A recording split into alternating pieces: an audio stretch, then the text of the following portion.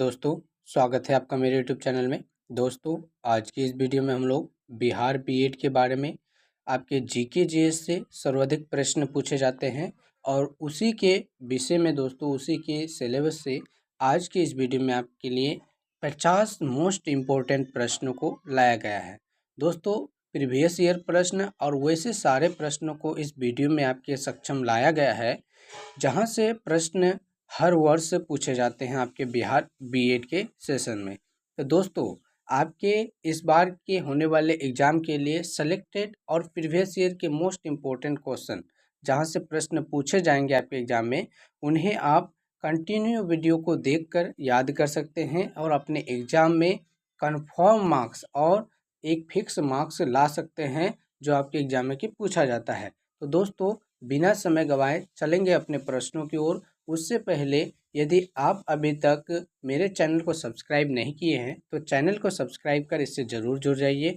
Video को like नहीं किए तो उसे भी लाइक कर दीजिए और आपके जो भी दोस्त यार या फिर आपके रिलेटिव में जो भी बीएड के आपके साथ तैयारी कर रहे हैं तो उन तक भी ये वीडियो ज़रूर पहुंचा दे ताकि वे भी वीडियो को देखकर जीके जीएस के सेशन से 40 अंकों का जो प्रश्न पूछा जाता है उसे कंफर्म कर सके, क्लियर कर सके। तो दोस्तों, चलते हैं वीडियो में। और उसके अलावा यदि कोई त्रुटि रह जाती है दोस्तों वीडियो में, तो आप उसे अपने राय के माध्यम से कमेंट में ज़रूर दीजिएगा। चलते हैं वीडियो में आगे की ओर। आज का दोस्तों आपका पहला नंबर प्रश्न है, भारत में खोजा गया सबसे पुराना शहर कौन सा था? भारत में खोजा गया सबसे पुराना शहर कौन सा था? तो दोस्तों, इसका सही उत्तर हो जाएगा आपका हड़प्पा। भारत में खोजा गया सबसे पुराना शहर हड़प्पा था। दूसरे नंबर पर आपका प्रश्न है दोस्तों, दूसरे नंबर पर प्रश्न देख सकते हैं, स्वराज मेरा जन्म सिद्धांत अधिकार है, यह जो नारा था किसका था? तो दोस्तों, आपको बता दें, स्वराज मेरा जन्म सिद्धांत अधिकार है, यह बाल गंगाधर तिलक जी का नारा था। बाल गंगाधर तिलक जी ने ही स्वराज मेरा जन्म सिद्धांत अधिकार है का नारा दिया था। ठीक है दोस्तों, चलते हैं आगे।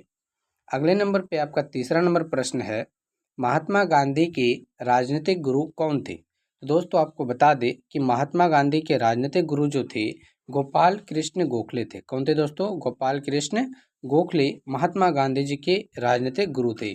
इसके अलावा गोपाल कृष्ण गोखले, लियाकत अली, इसके अलावा दोस्तों गोपाल कृष्ण गोखले पाकिस्तान के प्रथम गवर्नर जनरल और पाकिस्तान के निर्माता मोहम्मद अली जिन्ना के भी राजनीतिक गुरु माने जाते हैं। किसके दोस्तों? मोहम्मद अली जिन्ना। तो दोस्तों, इसे भी आप लोग ध्यान में रखेंगे।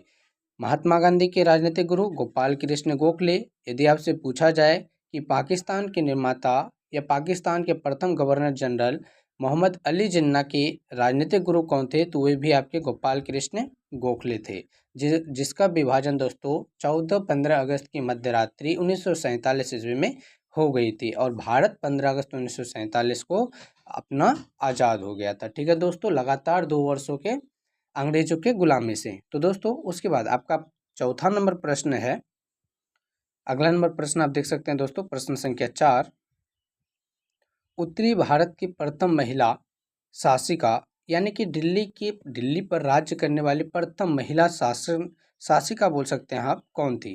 तो दोस्तों, यह भी प्रश्न आपके लिए काफ़ी महत्वपूर्ण है। प्रश्न ऐसे ही प्रश्न आपके एग्जाम में पूछे जाते हैं और कई बार पूछे भी गए हैं। तो दोस्तों, इसका सही उत्तर हो जाएगा रजिया सुल्तान।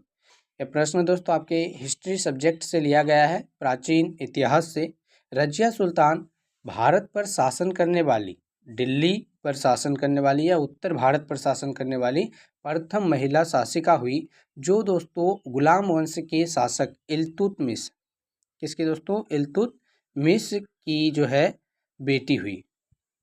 रजिया सुल्तान कौन थी दोस्तों? तो आपको बता दें, इल्तुतमिश गुलाम वंश के एक शासक थे इल्तुतमिश, उसी की बेटी रजिया सुल्तान 1236 ईस्वी से, आप यह भी जान लें कि 1236 ईस्वी से 1240 ईस्वी तक रजिया सुल्तान ने भारत पर शासन किया था, उत्तर भारत अर्थात दिल्ली पर। ठीक है दोस्तों, तो चलते हैं अगले नंबर प्रश्न में। प्रश्न संख्या 5वां है आपका, सिंधु सभ्यता का पतन नगर, सिंधु सभ्यता का पतन नगर या फिर बंदरगाह नगर कौन सा था? तो इसका सही उत्तर हो जाएगा आपका लोथल। सिंधु सभ्यता का पतन नगर या बंदरगाह नगर लोथल था दोस्तों। ठीक है, चलते हैं अगले नंबर प्रश्न में।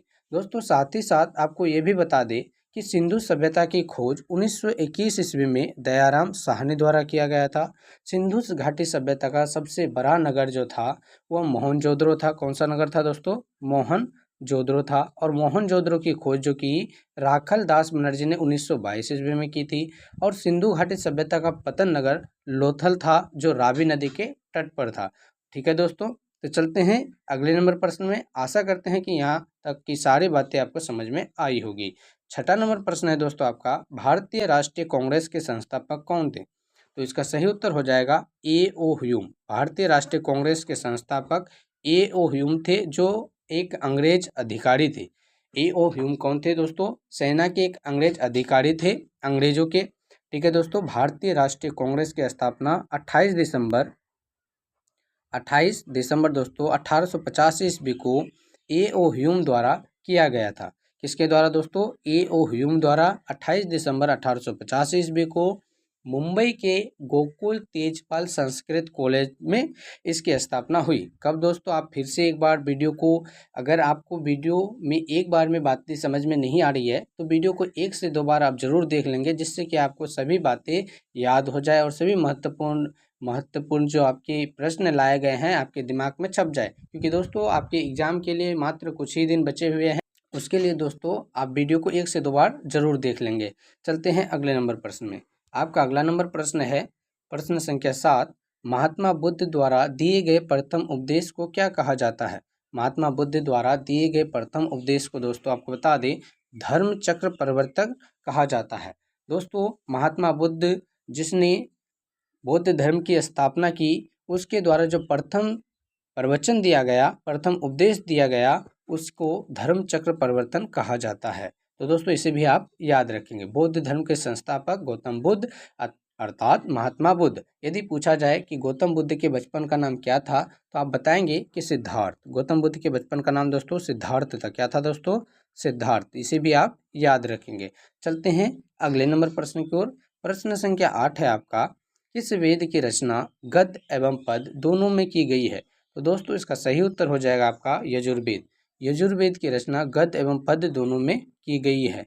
आपको बता दें दोस्तों कि वेदों की संख्या 4 है। वेदों की संख्या कितनी है? 4 है।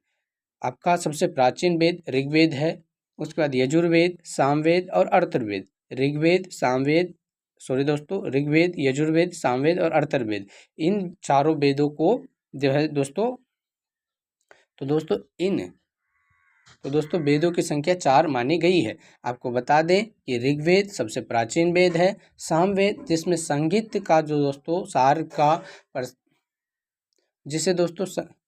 सामवेद दोस्तों जिसे संगीत का जनक माना जाता है। ऋग्वेद सबसे प्राचीन वेद माना जाता है। उसके अलावा गद्य एवं पद्य की रचना जो हुई है आपकी यजुर्वेद में हुई है। तो इस प्रकार से आप प्रश्नों को याद करेंगे, क्योंकि आपके एग्जाम में बहुत सारे बच्चों के साथ आपका कंपटीशन होने वाला है। तो दोस्तों आपके प्रश्न 1-2 ऐसे भी प्रश्न आएंगे थोड़ा डिफिकल्ट होंगे। तो दोस्तों आप प्रश्नों के साथ साथ वो सारे चीज़ों को भी पढ़ते चलेंगे जो कि इम्पोर्टेंट है, जो आपको वीडियो के साथ साथ प्रश्नों के साथ साथ बताई जाती है। क्योंकि कंपटीशन लेवल में दोस्तों आपके कंपटीशन निकालना और अपना आपका आपके बीएड का सपना में एक सरकारी सीट, गवर्नमेंट कॉलेज में अपना सीट पक्का करना थोड़ा डिफिकल्ट होता है। इसलिए आप अच्छे से मेहनत करेंगे और प्रश्नों के साथ साथ जो भी बातें बताई जा रही है उसे भी नोट करते चलेंगे। यदि आप नोट नहीं कर रहे हैं तो वीडियो को 1 से 2 बार जरूर देखिए, आपको वहाँ से भी बातें समझ में आने लगेंगी, याद होने लगेंगी। तो दोस्तों चलते हैं अगले नंबर प्रश्न में। आपका अगला नंबर प्रश्न है प्रश्न संख्या 9, भारत में पहला समाचार पत्र किसने शुरू किया था? भारत में पहला समाचार पत्र किसने शुरू किया था? तो दोस्तों इसका सही उत्तर हो जाएगा सैयद अहमद खां। किसने दोस्तों? सैयद अहमद खां ने भारत में पहली बार जो है समाचार पत्र का शुरुआत किया था। उसके बाद अलावा जो दोस्तों प्रश्न संख्या 10 है आपका, किसके शासनकाल में बौद्ध धर्म 2 भागों में हीनयान तथा महायान में बट गया? तो दोस्तों आपको बता दें कनिष्ठ के शासनकाल में चौथी बौद्ध संगति हुई। कौन सी बौद्ध संगति दोस्तों? चौथी बौद्ध संगति हुई, जिसमें बौद्ध धर्म का जिसमें दोस्तों बौद्ध धर्म का दो भागों में विभाजन हो गया। एक आपका हीनयान और दूसरा महायान। एक हीनयान दोस्तों और दूसरा महायान। तो इस प्रकार से बौद्ध धर्म का दो भागों में विभाजन आपके कनिष्ठ के शासनकाल में हुई। कब दोस्तों? तो चौथी बौद्ध संगति के दौरान। और पूछा जाए आपको कि चौथी बौद्ध संगति किसके शासनकाल में हुई, तो वो भी आंसर हो जाएंगे आपके कनिष्ठ। इस प्रकार से आप याद करते चलेंगे। चलते हैं प्रश्न संख्या 11 की ओर। आपका 11 नंबर प्रश्न है, लोधी वंश का अंतिम शासक कौन था? तो दोस्तों ये भी प्रश्न काफ़ी इम्पोर्टेंट है और बहुत ही ज़्यादा महत्वपूर्ण प्रश्न है दोस्तों। लोधी वंश का अंतिम शासक कौन था? इब्राहिम लोधी। इसके सही उत्तर क्या हो जाएंगे? इब्राहिम लोधी लोधी वंश के अंतिम शासक थे दोस्तों। क्योंकि इब्राहिम लोधी को ही पराजित करके बाबर ने पानीपत के प्रथम युद्ध में, पानीपत का प्रथम युद्ध दोस्तों आपको बता दें 1526 ईस्वी में लड़ी गई थी। पानीपत का प्रथम युद्ध 1526 ईस्वी में बाबर और इब्राहिम लोधी के बीच में युद्ध लड़ी गई थी दोस्तों। इसी में इब्राहिम लोधी को पराजित कर बाबर ने मुगल वंश का शासन स्थापित किया था। कौन सा वंश दोस्तों? मुगल वंश का शासन स्थापित किया था। इसलिए लोधी वंश का अंतिम शासक इब्राहिम लोधी को माना जाता है, क्योंकि बाबर ने इब्राहिम लोधी को पराजित करके मुगल वंश का स्थापना किया था। ठीक है दोस्तों। और पानीपत की प्रथम युद्ध कब हुई? तो 1526 ईस्वी में हुई। आप इसे भी याद करते चलेंगे। उसके बाद दोस्तों आपका 12वां नंबर प्रश्न है। आप देख सकते हैं, प्रथम जैन संगीति कहाँ आयोजित की गई थी? तो दोस्तों प्रथम जैन संगीति कहाँ आयोजित की गई थी? प्रश्न संख्या 12 में आपका दिया गया है। इसका सही उत्तर हो जाएगा आपका पाटलिपुत्र। प्रथम जैन संगीति दोस्तों आपके पाटलिपुत्र में स्थापित की गई थी या आयोजित की गई थी। और उसके अलावा दोस्तों यदि पूछा जाए कि जैन धर्म के प्रथम तीर्थकर कौन थे, तो उसका आंसर हो जाएगा ऋषभदेव। कौन हो जाएगा दोस्तों? ऋषभदेव। जैन धर्म के प्रथम जो तीर्थकर हुए ऋषभदेव हुए। परंतु जैन धर्म का वास्तविक संस्थापक किसे माना जाता है? महावीर स्वामी को। किसे दोस्तों? महावीर स्वामी को। यह भी प्रश्न काफ़ी इम्पोर्टेंट है। आप ऐसे प्रश्न को डबल स्टार करके जरूर याद करते चलेंगे, क्योंकि ऐसे ही प्रश्न आपके एग्जाम में दोस्तों पूछे जाते हैं। तो जैन धर्म के प्रथम जो तीर्थकर हुए ऋषभदेव हुए और जैन धर्म के संस्थापक महावीर स्वामी को माना जाता है दोस्तों। जैन धर्म में आपके कुल 24 तीर्थकर हुए। कौन से कितने तीर्थकर हुए दोस्तों? जैन धर्म में दोस्तों आपके कुल 24 तीर्थकर हुए, जिसमें महावीर स्वामी को दोस्तों जैन धर्म का वास्तविक संस्थापक माना गया। हालांकि प्रथम तीर्थकर आपके ऋषभदेव थे।